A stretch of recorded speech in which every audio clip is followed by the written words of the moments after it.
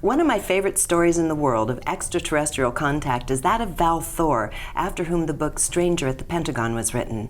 His story was brought out by a man named Frank Stranges. Since my original fascination years ago, I've come into contact with people who were also in contact with Frank, including Hollywood film director Craig Campobasso. I'm really happy to be here to see you, Regina. Thank you for having me. Since I first came in contact with that book years and years ago, I thought, it felt real to me, but you always have to wonder, is this someone's imagination? Sure. I read it in the 80s myself, and I thought the same thing. And, but when I actually looked at the photographs that were taken of Valiant Thor and Vice Commander Donn and Jill, who is a wife of another Vice Commander named Zan, I later found out from Dr. Frank, the photographs just resonated with me. They did with me as well. They just felt genuine, and they were also taken by a retired Air Force photographer who was also a ufologist. And you can see in some of the photos that the group around them is kind of looking at them like, who are these guys? They actually are, and those photographs were taken on the Howard Menger's farm, who was also a contactee way back in the day. And Dr. Frank actually connected me to Howard and his wife, and I spoke to his wife, Connie, also about that day, and she said every time they had UFO lectures, there were always visitors present. She called them the visitors, and she said sometimes they would say who they were and sometimes they wouldn't, but this particular time they didn't. And what's interesting about this is during that era, when we're looking back at the 50s in particular, and even into the 60s, the stories of alien contact had to do with people who were humanoid. Right. Usually attractive, usually nicely dressed. Right. Big shift from what John Max started dealing with in the 90s and into the 2000s, which is this frightening gray abduction scenario, which is what started taking over the scene when people start thinking of the word alien contact. Yes. And so this was more in the sweet days when messages of importance were being delivered in a gentlemanly fashion. Yes. And that there were, in these early days, that there were many people who were having contacts from beings all over the place. I've gone and I've studied, especially at the Integratron back in the days when George Van Tassel had his UFO space conventions, where anywhere from 5,000 to 10,000 people would go and camp out in the desert. Dr. Frank Stranges used to host those things in the 50s and 60s 5 to 10,000? 5 to now, 10. If a UFO I've seen photographs, Wow, and the congresses of today are lucky to get 200 or 300 people to show up. And evidently back in those days, these beings from other places were more accessible because it was new to them, and they were coming because of the atomics that started happening in the 40s and the danger it was posing to the rest of the universe, and all those kinds of things. But it was fascinating. So I really, if people still think the story might be a little crazy, what I say is keep an open mind and research George Van Tassel and all of these people from that era, to see it. The story is not going to get proved unless Valiant Thor walks in here, himself. Well, these are more dangerous times to walk in. But it's still, I really wanted to make the film because I think it's a wonderful, fascinating story. Absolutely. Okay, so you say that Val Thor was a created being. What does that mean? Well, a created being is someone that doesn't have a belly button. So they're actually what we would call an angel in human form. Did he ever explain how that happens? How they're able to come into and create any kind of physical form and density? And density, we know from a lot of previous teachings and things that I've read, is that created beings can be created through the Godhead. Through, or the universal head, however, you want to look at it, is that they can create things at will. So, not a challenge for someone who understands the creative process. Exactly. And there are human beings who can do this as well. Absolutely. We have to understand Absolutely. to create something like Val Thor actually is our birthright. We just haven't remembered our way back to it yet. That's right. Okay, so he arrives at the Pentagon. We're going to take a look at our very first clip Right. from the film, okay? Yes. And set this up for us a little bit, because we want to know first of all, I should ask you, why did he come here? Well, he actually came with a divine design, which was to help eliminate sickness, disease, and poverty. And it was a design from the Unification Council, of which he was a part of which there are 12 members.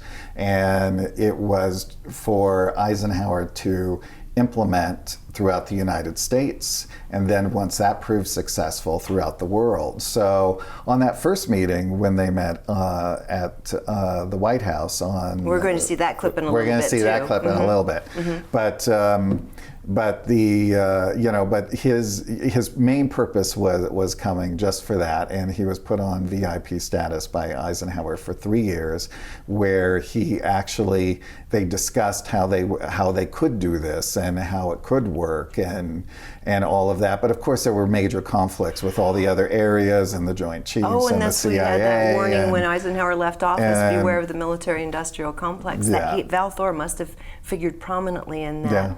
Right. So there was a reason Val Thor chose to connect with Eisenhower specifically. Yes, yeah, back in the day. So he thought he was a man that had enough conscience that he could be capable of helping these reforms happen. Yes, and Dr. Frank explained to me that Eisenhower and Nixon, who was vice president at the time, were actually very much in favor of the proposal.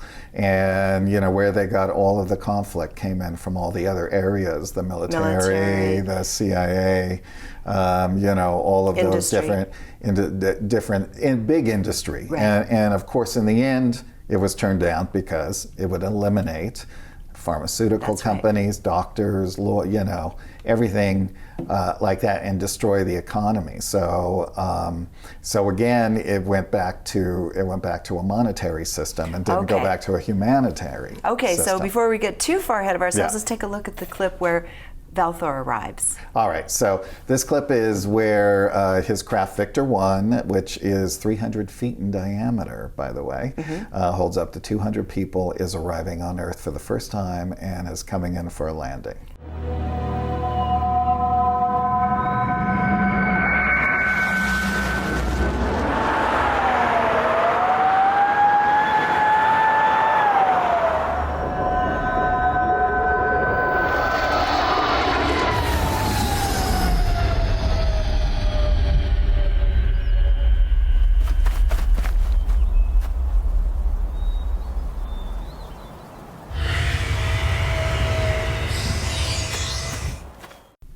Beautifully done. Yeah, thank you. Yeah. That was really beautifully done. And you said that a lot of this is CG, of course. Yes, of course. Yeah. It's computer-generated graphics. Exactly. Images. Really well done. Okay, so let's talk about, once Val Thor arrived here, what was his original experience like? How was he first greeted? And then what was his experience in the reception at the Pentagon like? Well, he was met by, when his craft landed, the first two on the scene were two police officers. And they actually had their guns drawn. And when he walked off the craft, when they looked upon him, they felt the energy of this man, and they just immediately dropped their arms and walked up to him, and they actually had a conversation. He said he wanted to see the president. They radioed ahead. You said, hey, we'll give you an escort. And you have to remember, this is on a Saturday morning. This was not, he didn't come during the week. Actually that would have caused havoc if you think about it. So it was March 16th, 1957, and it was 8 a.m. in the morning. So, the city was awake, but not at full function. So they rushed him to the Pentagon. He met with the Secretary of Defense, the Undersecretary of Defense. He met with some other military officials. They were all being called in. Eisenhower was being called in. Nixon, everybody was then going. They all met with him at the White House in the Oval Office. And that's where the first meeting took place. And Eisenhower's first words were, "I have a good feeling towards you, sir. Please, what is your name?" Should we take a look at that clip Yes, now? let's take a look, yeah. Let's do clip number Yeah. 2, and then we'll get deeper into the conversation. Sure. Where Valiant Thor meets the president.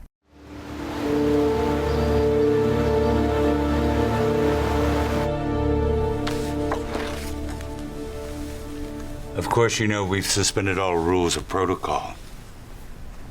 I have a good feeling towards you. I'm President Dwight Eisenhower. Please, sir, what is your name? Commander Valiant Thor. Have there been any confirming documents, for example, that were ever discovered by Eisenhower or Nixon or anyone else that was involved military regarding contact with this stranger at the Pentagon, or was this very deeply hidden? Well, I've never come across any documents. I myself asked Dr. Frank. He didn't know of any documents.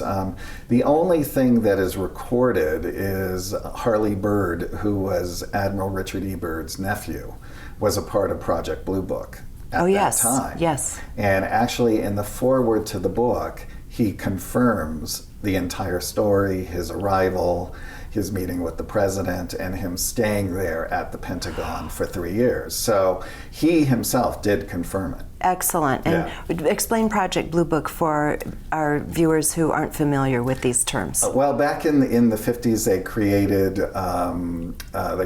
an organization to look into UFO sightings and, you know, people reporting and all that. So they would go out and they would investigate and see if things were correct, or, you know, if people actually really saw something, or, you know, that kind of thing. So they would log things and catalog. And this was a governmental study. Yeah. Yes. Okay. Yeah. Just to set that straight. Yes. And then, of course, I think was it in the 90s they said, well, couldn't find anything.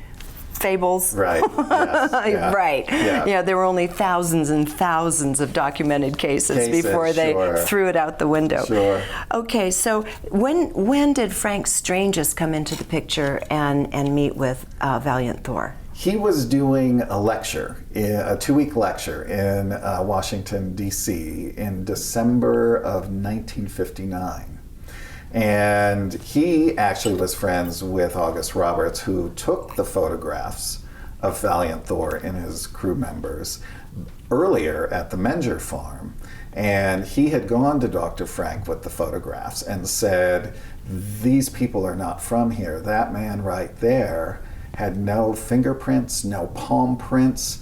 And when he looked at me, it was like he was going deep into my soul, and you just felt different when you were around him. And this has been from many people have said the same thing. Yes, they've all said the same thing, even down to the thing that his pheromones are even what you would call something that changes your senses and brings you into that God sort of centered place, you know, where he resides. So it's not only the sight, but it brings you in through all the senses. So anyway, but he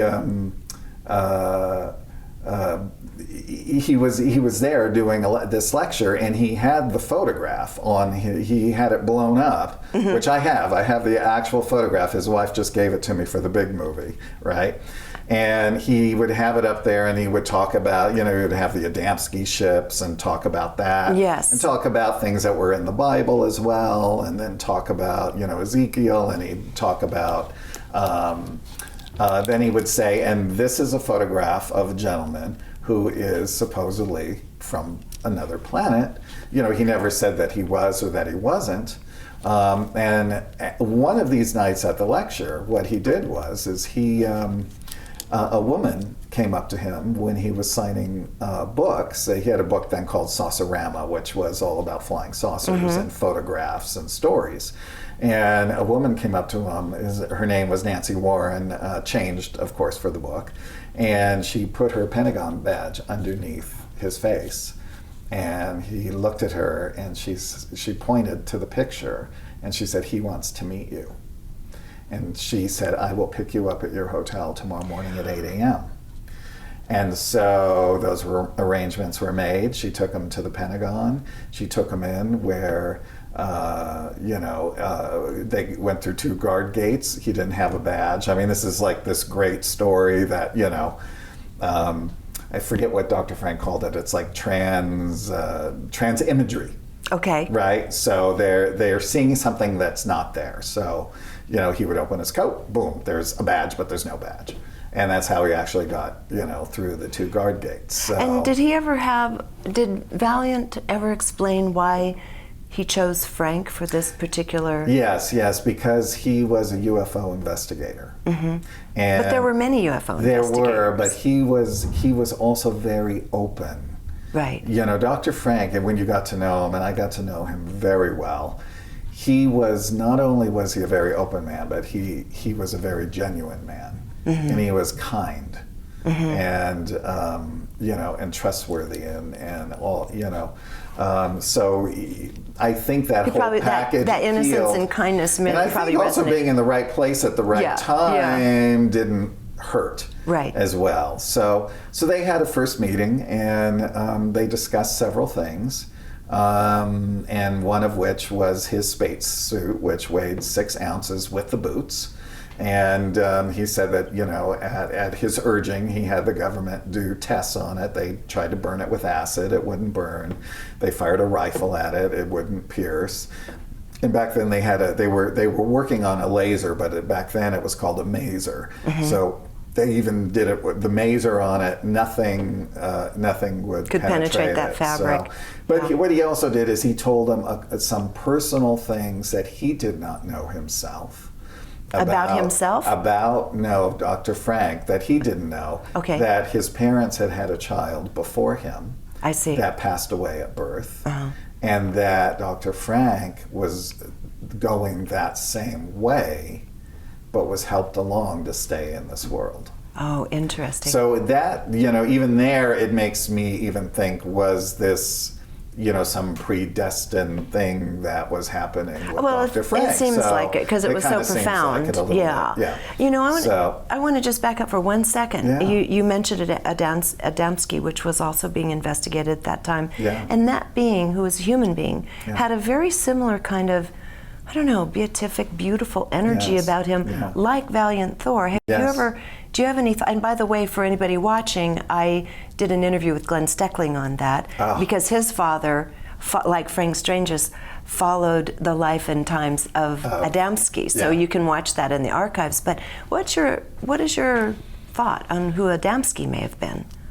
Well, I kind of think. Did he have a belly button? Is what I mean. Well, I think that George Adamski had a belly button, but maybe Orthon is what they, the person was supposedly from Venus as well. Right. I'm sure could have been a created being as well, but I don't. A similar kind of contact and messaging coming through. But here's the thing that we do know about these special beings, created beings, and fully conscious beings, who are in full power of 100% of their brain power, where we're only in like 30-some percent. Right. Is that they are balanced and masculine and feminine. So a lot of times the men will come off being even coming off not feminine, but they have a lot of feminine qualities, and a lot of times they look very androgynous because the men like to sometimes wear long hair. Valiant Thor didn't, but Orthon did. Yes. And if you didn't know and you saw this pure face, because of his face was just of purity, you wouldn't know which sex. You wouldn't know what sex. Yes, and I've seen many depictions of these beings through many sources. And there's lots of androgynous beings throughout the universe. Yeah, exactly. Okay, now going back to Frank's story, over what period of time then was he in contact with Valiant Thor those 3 years, and was that the only time, or did Valiant Thor continue being in contact with him after his days at the Pentagon? He met him on, I believe it was December 24th. It was Christmas Eve, 1959. So Valiant Thor was leaving Earth on March 16th, 1960, the following year. So he didn't have contact with him again. Valiant Thor returned, he said, on March 16th, 1961, and has been here ever since. And that he came back and had a meeting with him. He actually was driving in his car and he appeared in the back seat of his car, he said, and scared the bejeebies out of him. And he pulled over and he got in the front seat, and then they had a conversation, and that they've been friends ever since. But 1968 was the first time that he went and visited Victor 1. Which was his craft. And he met a lot of the crew members, which he became friends with, and throughout the years, and had a lot of great stories. And this is also featured in the film. Am I correct? It is, yeah. Because the meeting of the crew. Yes, because a lot of people don't know about the crew, and the crew is extremely fascinating because there's 4 vice commanders. There's Teal, Zan, Thon, Thonn, and Donn, Donn. And so there's 1 woman and 3 men. And then there is another created being on board. His name is Yanaya, and he comes from Melchizedek. Should we take a look at that clip? Yes, we do have a clip. Let's of the take a look at it. Yeah. The Kwai'an have infiltrated Earth. Our surveillance system did not detect their arrival. They've found a signal to block the current system. Thon, to circumvent this, I have new residence field signatures for you to implement into the computer's brain. Capital City's president is considering signing an agreement with them for their technology. This will set our mission back decades. Melchizedek has looked into all probable futures. There is not one hopeful outcome in the immediate years. Earth is in grave danger. Okay, very interesting, yes. Okay, so after this period of time, he started over this period of time, being in contact with human beings and the military industrial complex, large industry, corporate America at large.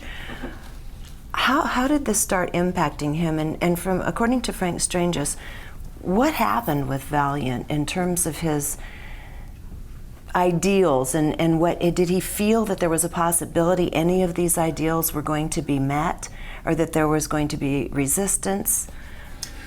Well, that was interesting questions that I asked Dr. Frank, and then I had to even take it a step beyond, because you have to think the way a created being would think. And so since we're not created beings, it's hard to think in their manner. But they're all-knowing. They sense. They feel. So yes, they would know that there would be conflict, but there might be several avenues of which that conflict would present itself in the end result. So they, But I think the thing that was most touching is that when they experience these things, being fully conscious, being beings of total envelopment of unconditional love, right? Not being in duality, like we're in duality and we live in, this world like we are today, but then to see the horrors of things that were happening behind the scenes, the things that were happening on the earth, wars, all of that, they would feel it on a heightened level. So even how we feel when we see everything that's happening in the world even today, and we see how many people die in a war and a bombing and a this, you take it a step further, and for a created being and a fully conscious being, it tears them up inside. It just increases that amount of emotion. It's magnified. Craig, thank you so much for sharing this. I just adore this story. Thank you so much. I love being here. As I said at the top of the show, this is a fascinating story, and thank goodness Craig is bringing it to light via film. Watch out for Stranger at the Pentagon by checking his website, strangeratthepentagon.com. Until next time, thank you for joining us here at Gaiam TV. This is one of my very favorite presentations, and it's the one that I really have prepared for, but it just came into my life serendipitously. I was working on what we call human type aliens, and I had to go back to the 1950s. So what had happened is I was looking up all the old photos that I could get my hands on of the giant rock people. That's George Van Tassel, Howard Menger, Orfeo Angelucci. I was working on research on George Adamski, all that group of people that used to go to the giant rock conventions in the 1950s. And a friend of mine called me from Denver and said, I just bought the Wendell Stevens archive.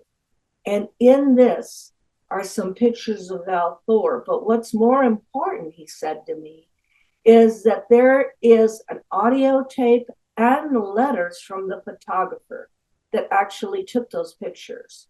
So we're going to call this presentation In Search of Val Thor, but it's going to be married to returning to Highbridge, New Jersey, where he was sitting in a research trip in 2002, in June of 2002. So this is a wealth of information. And I always wondered why my colleagues never bothered to look at the contactees of the East Coast. And that would have been Howard Menger in Highbridge, New Jersey. So do we believe that Val Thor was real? Do we believe that it's possible that aliens walk among us?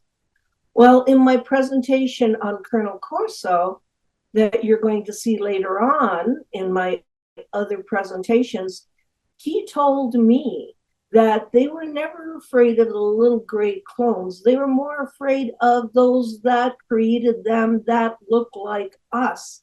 So the Pentagon and where Colonel Corso worked in research and development were very aware that there could be beings that look like us. So let's go ahead and look at the 1950s. We have to go back to the future to get the truth. Here is a colorized version of Val Thor. Donn is spelled that way, I was told, and Jill sitting in the orchard of Howard Menger. Val is taking notes. It's obvious. It looks like he has a newspaper, and he's taking notes because we're going to see the notes during this presentation. What I was told, even by Glenn Steckling, who was the Adamski Foundation person, his father, Fred Steckling, was Adamski's best friend. What I was told was that the ETs, even with Adamski, used to travel with him. So when I asked him, how can you recognize them? He said they look like almost models, perfect people, perfect, facial features. They always look young. And he also added they overdress. So we're in the apple orchard here, and you're going to see it later on, of Howard Menger, and these guys have suits with ties on. And I think what they're thinking, and this is just a guess, is they're going to blend in with everybody. The woman looks like Grace Kelly, and she just came off a runway. A model, she just came out of Vogue magazine. Everybody else is very, very casual. And when August Roberts was asked to come to Howard Menger's house, and he says it on the audio tape, he said, I'm not going to tell you who they are. He said, you're going to have to find out for yourself, but there's 3 of them in the audience. This is a first. This is an incredible photograph. It comes from 7 cameras that were set up during the atomic bomb blast. The actual blast is that little white area on the bottom. And this was a Trinity site in New Mexico, July 16th, 1945 at 5:30 in the morning. You need to look at this because my research is going in this direction. This came to us from Pier Giorgio Perea in Italy. He had gotten it from all the 7 cameras that the people that were working with those that day have released this one photograph. On the left-hand side, sitting at the bottom of this big circle, that's the fallout from the bomb, is this. Okay, it's in Spanish because he sent it to Jaime Maussan, and Jaime gave it to me. We released this together. there is a craft that is sitting there among the mesquite.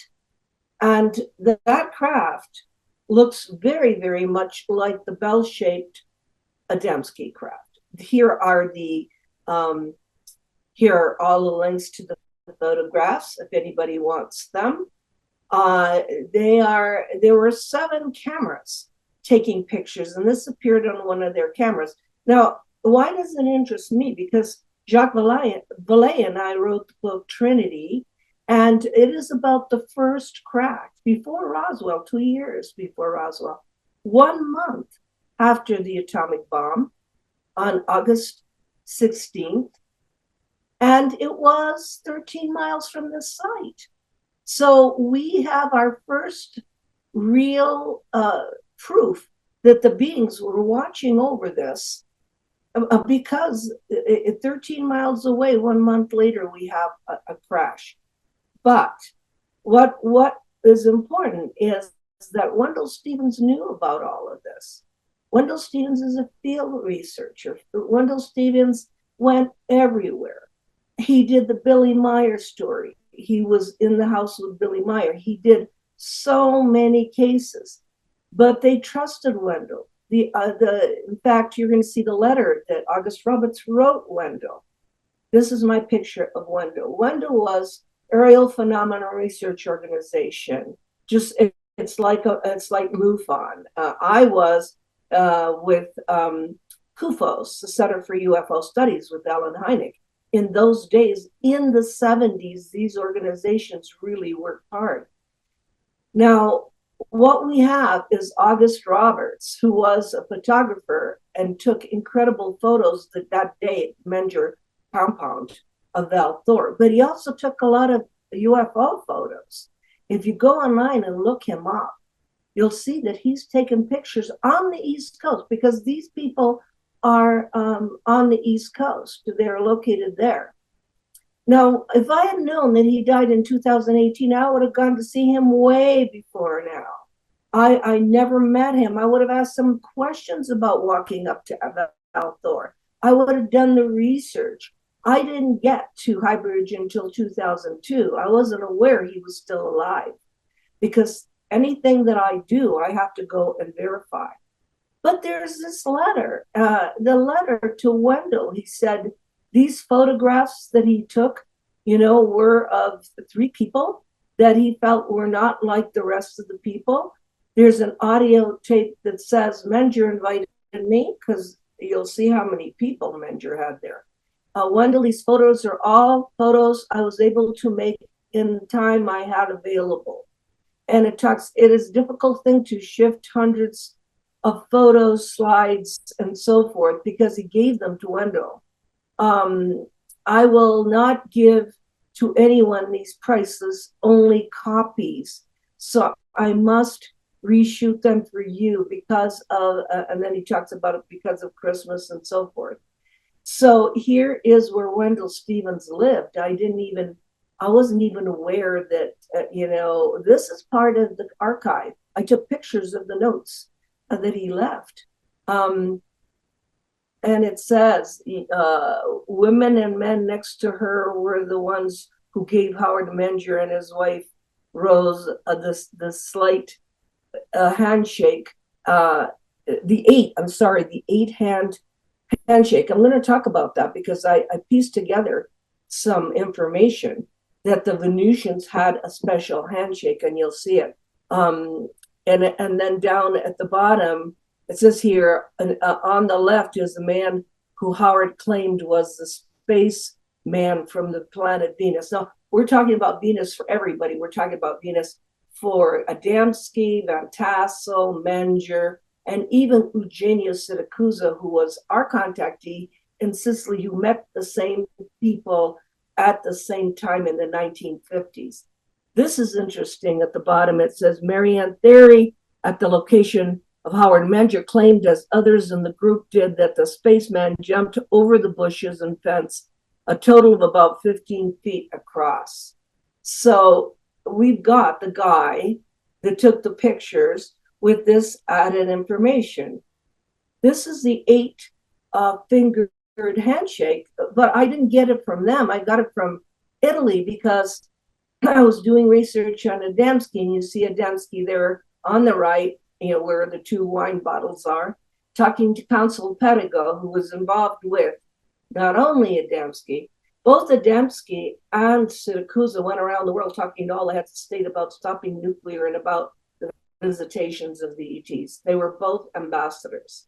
And Pentagon was involved with Adamski, but he was also involved with the famous Amicizia friendship case, which I plan on doing later on. Now, I happen to have this because I was working on Adamski, and then somebody like August Roberts says, well, they had an 8-fingered handshake. Well, there you go. I was able to verify some information. Here is a notes from the photographer, and we're dealing with 1956, 3 Polaroid shots of UFOs that he took, 56 Highbridge candid camera shots.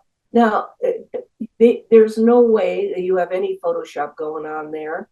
Photoshop came out in the late 1990s. There's no manipulation of anything.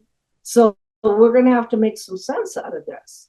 This is colorized version of the Menger compound. Oh, and you're going to see that we went there. That house has been painted white now. It is empty. There's Val Thor with Donn, and Val is taking notes. The woman that behind them, she's shading her eyes because they're sitting directly in the sun. With the blue pants and with in the front, and with the woman with the white shirt right in the front is Howard Menger lecturing.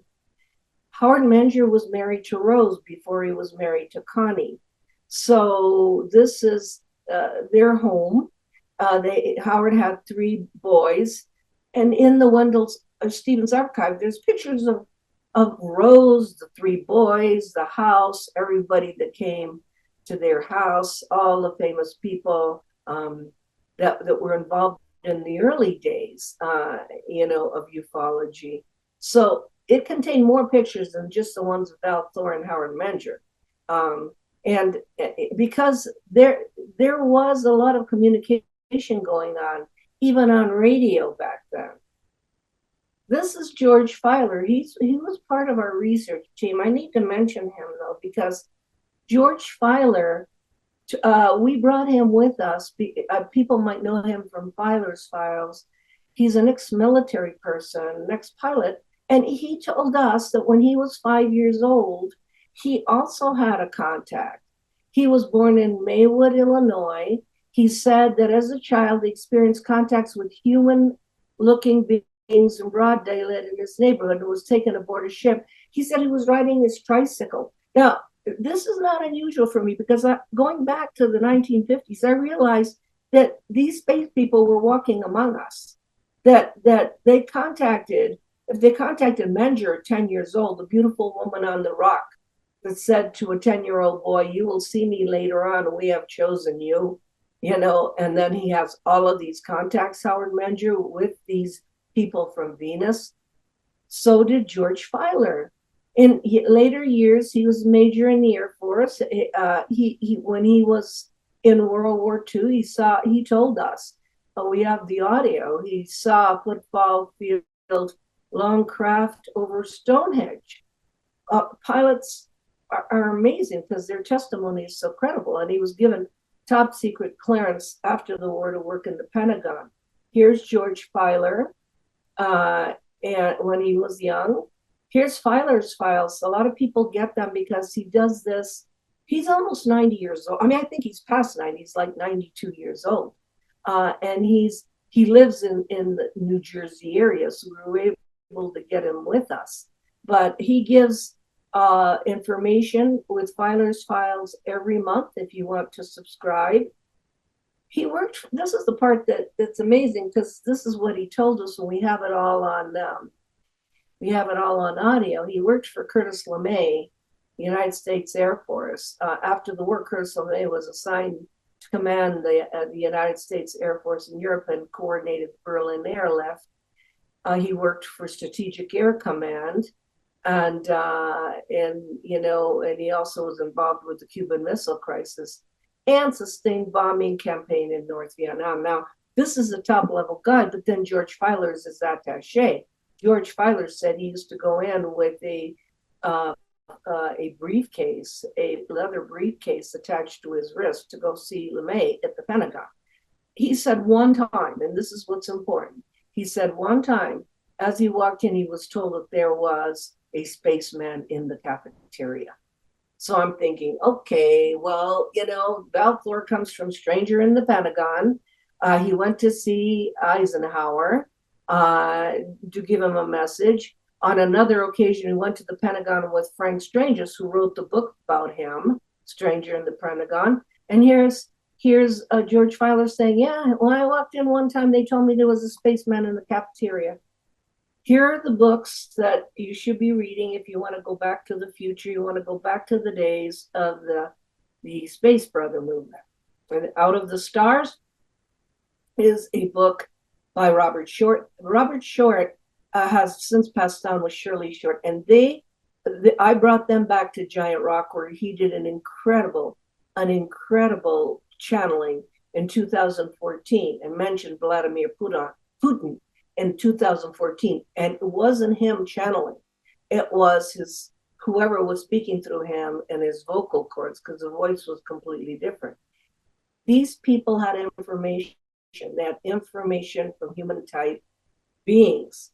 If you want to know what that transmission was, I have a segment on the Council of Nine, Phyllis Schlemmer, Uri Geller, and all of that, where I share that channeling about Vladimir Putin. Now, From Outer Space to You is perfect story of how Howard Menger had contact with these people, as you see the little boy looking at the woman sitting on the rock when he was 10 years old. And what I was surprised about, because I listened to all Howard Menger's tapes, were that the FBI was involved. They knew, they were with them when these craft would come in. Now, this is our focal point. We want to know about Val Thor. So in order to search for Val Thor, a group of us went back to Highbridge, New Jersey, and it's called Highbridge because of a high bridge. Who went was George Filer, he's in his 90s, Bill Crowley, who did the work with me on Orfeo Angelucci, which was one of the contactees of Giant Rock. Now, Orfeo Angelucci originally lived in New Jersey, then he went to California to work for Lockheed Martin, and he meets Jupiter along the Los Angeles River. We went to the spot where he met Jupiter and went to all the other spots, because I want to know about these people. David Kelbotzer, who works for Disney, he's been obsessed with the whole Space Brother movement, was so excited to come back to New Jersey to do this research. And Frank Chili Jr., who is the utmost authority on the early Space Brother movement. Here we all are in Highbridge in the hotel. Here we are on the Menger property. Where the woman was on the rock and where the landings were in this cornfield. They are behind the Menger house. We have to go on another road. So the Highbridge Historical Society told us where to go. They're really on board. Now they're going to start festivals because there's enough information that we gave them. The Highbridge incident is just another version of From Outer Space to You. When I read Menger's book From Outer Space to You, it changed my life, because not only did it talk about the beings, and I'm going to talk about this now, the beings had told Howard Menger that they are vegetarian. They gave them fruit pods, milk pods. They gave them space rocks. And in the Wendell Stevens archive, I have places where Howard sent them to be examined. You're going to see the envelopes now.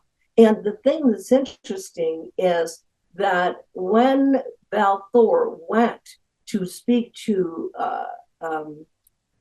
Eisenhower in the Pentagon, he said, we live to be 500 to 700 years old. you people have to stop using pharmaceuticals. He said, you need to keep your blood alkaline. You need to, fruits and vegetables is how we eat. And there's 30 pages in that book, From Outer Space to You, because that information was also given, the exact information was given to Howard Menger. 30 pages of how to keep your blood alkaline, how to live longer. But what happened was Eisenhower and probably Nixon said, no, we've got problems here with not only the military industrial complex, we have problems because the pharmaceutical industry is an industry. And you can't, just come and from someplace else and expect us to give them this information to the outside world, because these are industrial industries on the planet, institutions. Pharmaceutical is like the military industrial complex. So in any case, they're sitting there, and you can see everybody is very casual except these three formally dressed people. And you see Howard and his wife, and he's speaking to groups. And then he used to do that because he'd speak to groups about his contact. The person that you probably all went to before you understood that Val was in Howard Menger's yard is Frank Stranges. And I never got to him. I was so sad. This is a man I would have loved to interview. He basically talked about meeting Val Thor, shaking his hand. He said his hand had no fingerprints, that it was as soft as a baby's hand. That book needs to be read to understand Val Thor, because where Val Thor would meet strangers, and this is interesting for me too, is Las Vegas. Las Vegas has been the focal point for so many of my cases, including the Charles Hall case that I did. Las Vegas, outside of Las Vegas, was Lake Mead. In this book, there is a map with an X on it where Victor 1, the mothership of Val Thor, was parked. And by the way, Jill is one of the commanders. Donn is Val's brother. That was a mothership. And in the Wendell Stevens archive is Strange's wife talking about going aboard that ship, that both she and Stranges, and she said it was like a city. She said it had trees. She said you'd walk in there and you'd think you walked into a city. And I have that audio tape of her talking about going there. It's very important that we look at the Val Thor story through the eyes of August Roberts too. And this was also in the Wendell Stevens archive, because he says that the CIA, the FBI, the Air Force, and everybody were involved, and that Menger's house always had this small group of people listening to Howard. And he talks about how he saw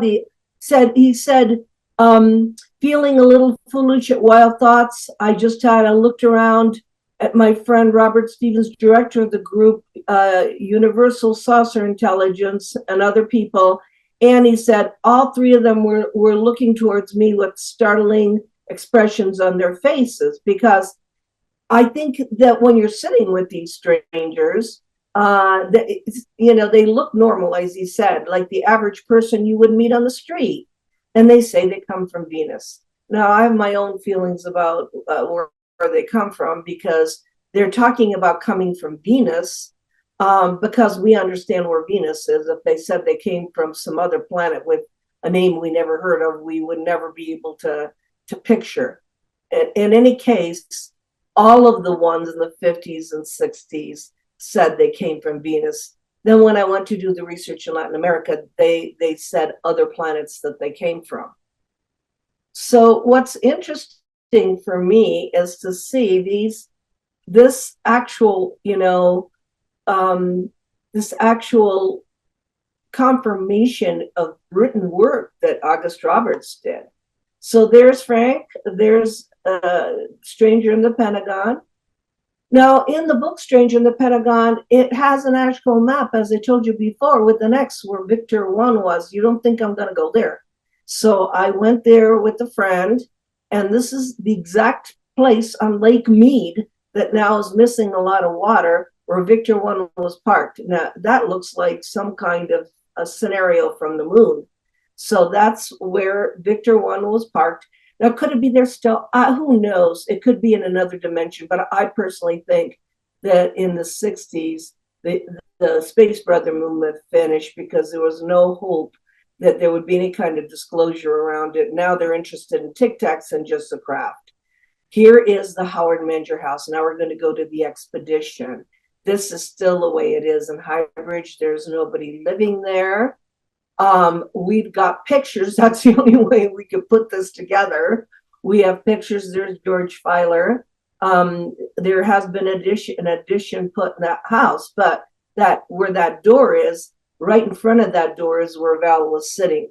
We had printed out all the pictures from the Stevens archive, and we're trying to figure out where the trees were at that time. Here's David trying to find the exact place. This is the house the way it was without the addition.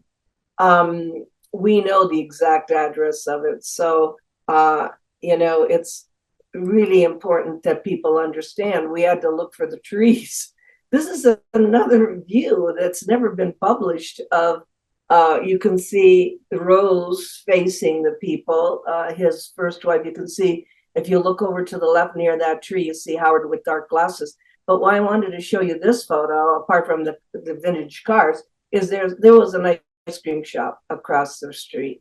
And we went to the ice cream shop. It's still there after almost 60 years. Right across the street from the ice cream place, and that's absolutely true. There's the ice cream place, but is there any photos of the ice cream place? Yeah, there is, yeah. Can you get me those? Yes, sure. This is Howard Menger's house. This is the tree that I recognize from the photos. And the woman leaning against the tree. That would put... Well, Val actually... He was... The house is seen in that picture. So he has to be over here. You can see the house in that picture. So it's really good because we know the house is a focal point. So right. He was sitting... The house was in the background. The house was in the background, so he was sitting approximately, he wasn't there where I thought, he was right here. He was right here against the house. He was like right about here. He was right here because the house is behind him, right? Yeah. All the chairs were set up in this area. The chairs were set up in the area of the house. This is what year? 1953? 57. 57. When Val was here. Yeah. There's the woman next to the tree that we were looking at. So we had to figure out from the stairs back there where Val and Jill and Donn were sitting. And here is the property, the way it is today. There's nobody living in the house. So we're there, we're looking, and we're trying to piece together where exactly they were sitting, because we want to do a meditation, and I've got to add that we wanted to do a meditation for peace. We realized that in the 60s, there was the Berlin Wall, there was East and West Berlin, it was the Cold War. We had missiles pointing towards Russia. They had missiles pointing towards us, and we are back in the Cold War. So what we had decided to do is pick a spot where he was sitting. We had to get the exact spot where he was sitting. And then Bill and David and I did a peace meditation. We did a prayer right on the spot where Val Thor was sitting to tell them if they could to intervene again, because this was, again, a similar scenario to the Cold War. So, if you look at the dates of when all this was, it seems like we are repeating history. There's the house. There I am sitting there. And you can see where Val is in relationship to the house, because that woman with the striped sweater was always my point of reference with that tree. Here's the house. There are our visitors. And they're very interested in what Howard is saying. I'm looking across the street at the ice cream place. There's the tree that we're talking about, so we can measure. There's another view. This is unpublished pictures of Howard Menger talking to groups of people. And again, there's his glasses. There's the ice cream place. It's there after all of these years. So we had to get ice cream, of course. And then this is the way we did the research. We had to piece together the truths.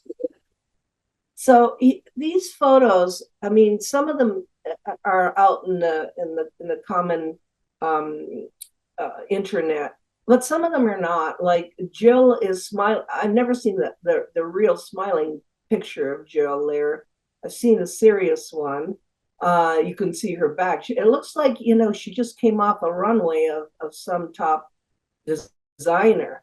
Everybody else is so casual. Very, you know, when I talked to Glenn Steckling even about the BTs that were accompanying Adamski, he said they could maybe put a consciousness in a perfect body. These people live to be 700 years old. That's why Val came to speak to Eisenhower. So here they are again, a colorized version. Look at her arm. I look at her arm. It's so perfect. She's, you know, they're very respectful. They're listening. They're so different from everybody else. There's George Filer taking photos of the house again.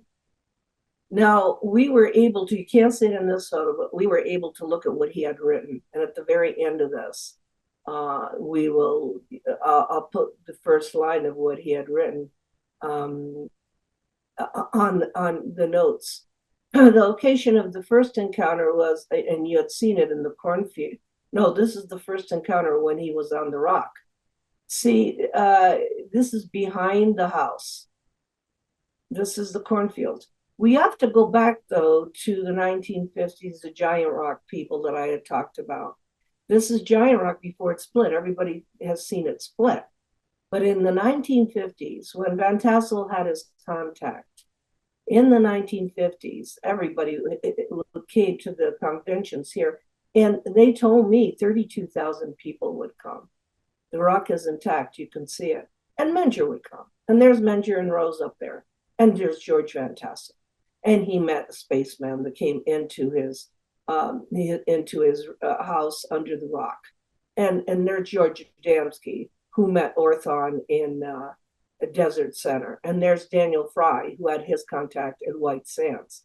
It's worth going back to the future to look at these people. Because they came out and talked about it. Now, of course, you know, the CIA knew, the FBI knew. In fact, the FBI stood next to Howard on a couple of landings of those craft.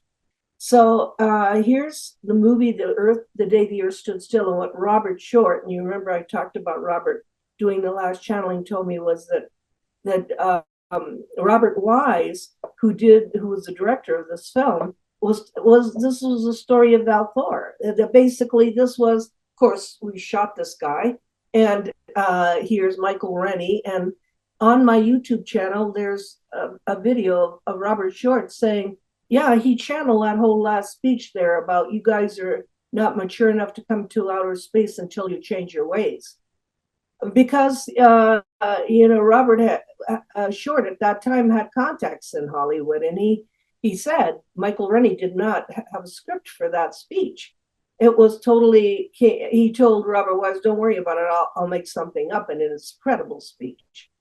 In Italy, I told you there was Eugenio Siracusa. He met, I mean, it's the same beings, and he did the same thing. But why I'm showing you him is because when I was in Italy living, they gave me this letter from Dwight D. Eisenhower to Eugenio Siracusa. What is he doing writing to a contactee who sees people from Venus? What is he doing that?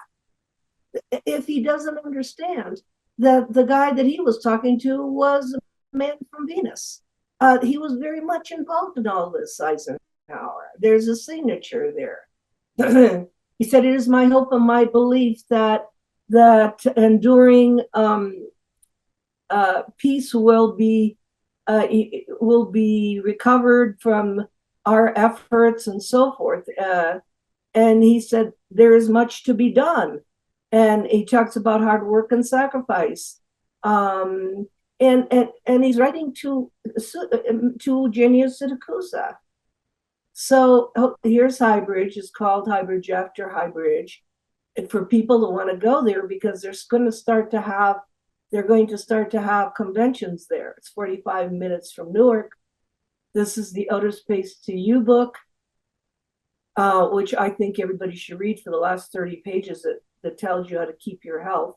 Here's some historical pictures taken by August Roberts. This is the early days. Howard was born in Brooklyn, but when he was 8 years old, he relocated to New Jersey, the 50s and 60s. We're going to remember on the timeline, all contactees of the 50s and 60s. And he was on the Jack Barr show, which is like the Johnny Carson show. There he is, but with a picture of his new wife. And that's the woman that looks like the Venetian woman.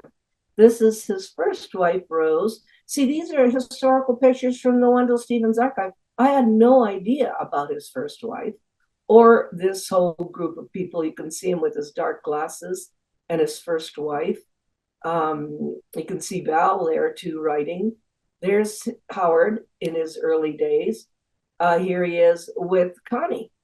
He met Connie because she was one of the people in the group that used to come here and speak, and she reminded him an awful lot of the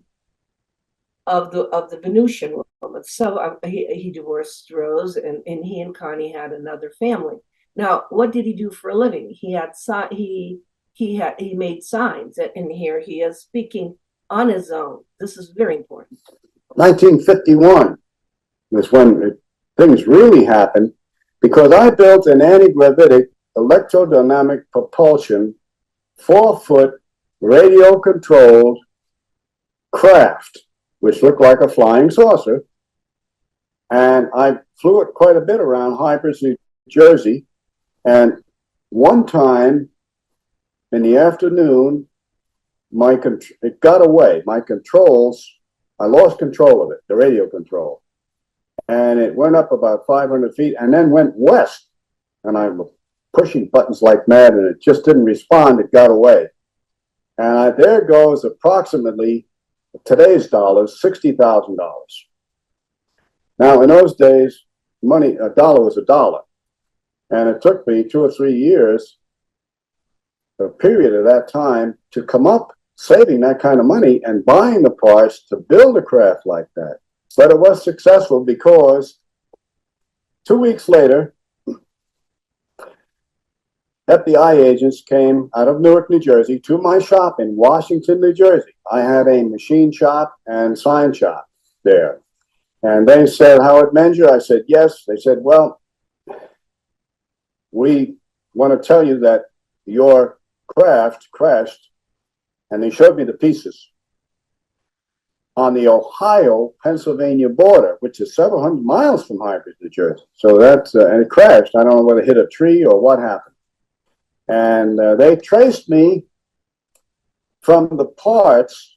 I bought these parts, electronic shops and hardware stores on Route 22 in New Jersey. And they went to these stores and traced it down. And they're very good at this. And they came right to my shop and said, stop, don't do it again, keep quiet. You will be visited by some representatives from the Pentagon. They are interested in the propulsion system. So by the time in the late 50s, they kept coming back in this mat. I didn't put a lot in the book about this because they said not to. But in the 60s, they didn't have a contract, as you spoke of, but they did sponsor me to go to Colorado Springs and actually build, in cooperation with 80 other scientists, engineers, and all types of men who knew what they were doing, build a between 40, 50-foot craft, and it flew successfully. And we were shushed up. None of us could talk. And it was a wonderful experience, all paid for by the government. I have a picture of a Mercedes-Benz that the government paid for me. Okay. I mean, that's online, and that's in a video called Band of Brothers for people who want to hear his initial contact when he was this age. Now, what's important about that? Two things. First of all, if the 1960s, they already knew Colorado Springs, Cheyenne Mountain, NORAD, that's what he's talking about UFOs, and they invited him because he had a piece. The ETs had given him a piece of equipment. Then that really happened.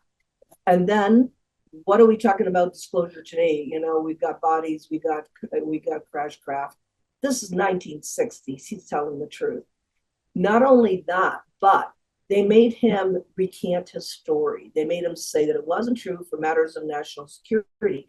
And why we need to know that is because my colleagues never bothered to do the work on this and said, oh yeah, he lied about his story. No, he didn't, because I'm going to show you what he did later. Here is his original photographs and his movies. He had movies. And here is the reason why he changed his mind and told the truth. 1969, Condon Committee report here in the University of Colorado. There's Howard Menger and Connie. And if you look at what August Roberts wrote, it said Condon didn't even listen. Didn't even listen to that. He's got the book. He's telling what happened. There's Condon with the glasses. That was in the Wendell Stevens archive. That is a very important document because my colleagues will say, "Oh no, he recanted the story." Well, here's with pictures from this archive with his first wife Rose. Those were his first 3 children. Here they are in the old days talking about this. Here's all the photographs. He may have recanted his story, but if people do their homework, they'll realize this was real. They'd had conventions in those days. This is another photograph. That's a cornfield that you saw. This is the book that everyone should read. There's Connie and Howard, because this is his second wife. See, she did look like the woman that sat on the rocks. So he was very much in love with her and had 2 other children. These are some last pictures of him. I had an appointment to see her and was blocked because she lived in Vero Beach, Florida. Because I want to go and talk to all these people. It's very important to go back. Here is what's important. He was given fruit pods and rocks. This is a rock from the surface of the moon. He was given fruit that was processed. I guess they dehydrate it, or I don't know how they eat it, but they dehydrate it. What's more important is these are the labs that he sent them to be processed, paid by Howard Menger. This milk, after processing, received February 4th, 1958. This is a specimen. The beings actually said, this is what we eat. We're giving this to you. And he was smart enough to send them to these labs. I mean, if I had gotten all of this beforehand, I would have checked on the labs. Here are the beings. This is going to shock you a little bit because the beings, this is a woman that teleported herself. There is an audio interview online if you go to see Howard Menger, where he says she just came out of nowhere. She teleported herself from the craft. I don't know if you're noticing how similar that craft is to the one of the atomic bomb. Very, very similar. In his hand are pieces of craft and pieces of technology given to him by the ETs. What shocked me the most is, first of all, here's some angel hair that was, it said, found scattered over a large area in a newly plowed field when these craft would come in. No footprints or any other evidence came. On the right-hand side, on the bottom, is angel hair that I personally have that was given to me by Robert Short. It looks like the same thing. And he told me, and this is the West Coast, that when they were driving the car, the UFO was over them and spread this stuff all over the car. So they gave me a sample of it. Yeah, that's my sample of it. Now, this craft is a Howard Menger craft. I mean, they were all different models. And this looks like exactly, it is a photograph, a black and white Kodak photograph put on a table. It looks like the one from the atomic bomb. Here's another Howard Menger. This is another one with the woman outside, and she had something on her belt, like a flashlight. He talks about it in that video that you can see online. This is what shocked me the most. These are friends. these are the Venusians. He's got his arm around something, but they don't come out on the Kodak film. For some reason, what comes out is their light body. So what are they? They're a combination of light body and physical. These are from the Wendell Stevens archive. You cannot get these anywhere else. They don't appear in any book. So this presentation is very historical because I was able to scan these photos to keep them. And there's Connie next to him. And he's got his arms around these people. They're in the orchard that we were in, the exact orchard. He's got his arm around somebody. And it's very interesting because then you have to study the whole idea of the astral body, interdimensionality. You have to go, if that woman could come out by teleporting herself, then they can transport themselves. This is really, really interesting. There is no Photoshop. It can't be, they didn't paste anything on top of anything. This is just the way it is. There's a human being on the left-hand side. It's very difficult for me because I've never seen photos like this. And these are black and white 1950s Kodak. What were the messages? Here are the groups. And we're doing the same thing right now, actually. We're talking to each other. We're trying to look at the past. We're trying to talk to like-minded people. This is part of the movies. Okay, so in 1958, his farm in Highbridge was host to the East Coast Saucer Convention. Here's photos by Menger again. I mean, and they all knew that he was real. I mean, you can't take, there's Menger on the left-hand side on that photo as the craft is coming in. This is a different kind of craft. It doesn't look like the bell-shaped. Here are the messages. Concern for atomic weapons and warfare. So we're back in the Cold War again. Conflict with Soviet Union. I don't see an off-ramp here. I don't know how we can fix this situation. Climate change and environmental protection. That was part of the information. If you read the book, elevation of consciousness was very, very important. Social change and social justice. The path to the healthier life was what interested me for the 30 pages at the end of From Outer Space to You. And that was the message of Val Thor.